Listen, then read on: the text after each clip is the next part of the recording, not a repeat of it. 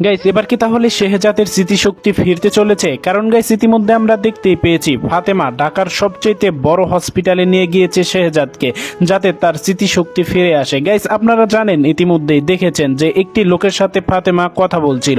কে সেই লোক? আপনারা হয়তো বা সেটা বুঝতেই পেরেছেন। সেই লোকটি হলো কার্মা গ্রুপের অন্য একজন শেয়ার হোল্ডার। আপনারা জানেন কার্মা গ্রুপে 3জন শেয়ার হোল্ডার রয়েছে, একজন শেহজাদ, অন্যজন হচ্ছে দাউদ খান, অন্যজন আরেকটি লোক। সেই লোকের সাথেই কথা বলছিল।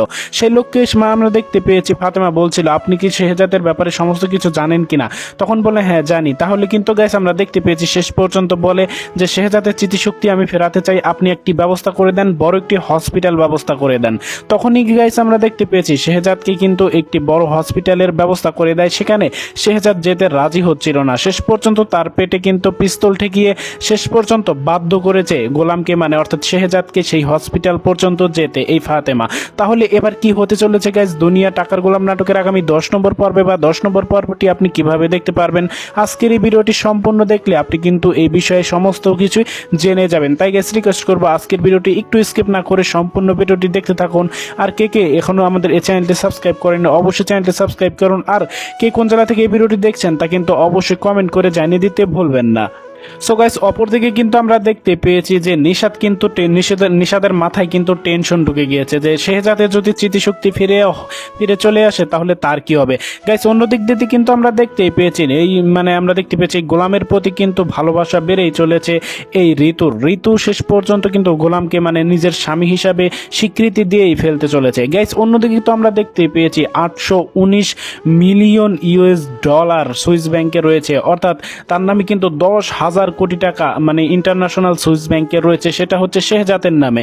সেই টাকাটাও গাইস আমরা দেখতে পাচ্ছি এই নিশাদ কিন্তু মেরে দেওয়ার চিন্তা ভাবনা করছে। গাইস এই টাকাটি মারতে হলে আপনারা সমস্ত দেখতেই পেয়েছেন, এই টাকাটি মারতে হলে শেহজাদের সিগনেচার লাগবে, কারণ সুইস ব্যাংকে কিন্তু এই টাকাটা শেহজাদের নামে রয়েছে।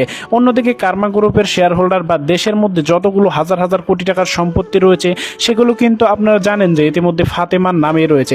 গাইস আরো ইন্টারেস্টিং ঘটনা কিন্তু দেখতে পেয়েছি যে ফাতেমাকে যখন নিশাদ জিজ্ঞেস করে, কি ব্যাপার, তুমি আমার অনুমতি ছাড়া তুমি কেন তোমার শাশুড়ির সাথে দেখা করতে যাও, অর্থাৎ আগে শাশুড়ির সাথে দেখা করতে যাও?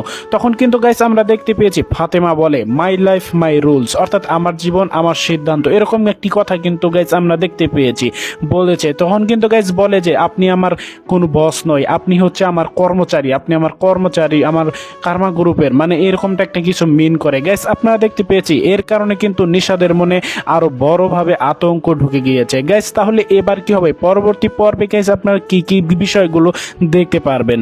তো আপনারা তো ইতিমধ্যেই দেখতেই পেলেন ঢাকার সবচেয়ে বড় যে হসপিটাল যেখানে ব্রেনের ট্রিটমেন্ট করা হয় সেখানে এই শেহজাদকে কিন্তু নিয়ে যাওয়া হচ্ছে।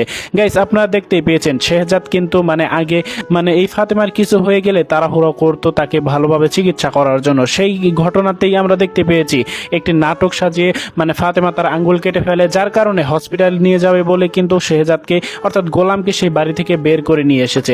গোলামকে সেই বাড়ি থেকে বের করে নিয়ে আসার পর সেই বড় হসপিটালে উত্তরার দিকে যেতে বললে তখন কিন্তু এই গোলাম কিন্তু যেতে নারাজ হয়। তখন কিন্তু গাইস আমরা দেখতে পেয়েছি তার পেটে কিন্তু একটি পিস্তল ধরে এই ফাতেমা, তাকে বাধ্য করেছে।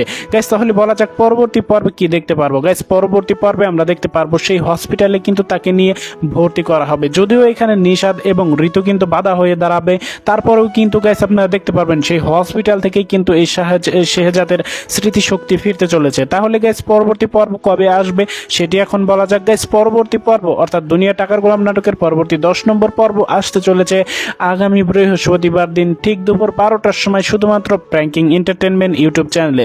সো এভরিওয়ান, এই ছিল আজকের ভিডিও। আশা করছি আজকের ভিডিওটির মাধ্যমে আপনি জানতে পারলেন এই নাটকটির পরবর্তী পর্বে কি হবে বা পরবর্তী পর্বটি কবে আসতে চলেছে। সো সকলে ভালো থাকবেন গাইস। পরবর্তী ভিডিওতে অর্থাৎ পরবর্তী রিভিউ ভিডিওতে আপনাদের সাথে দেখা হবে, কথা হবে এবং আড্ডা হবে। তো সকলে ভালো থাকবেন, সুস্থ থাকবেন।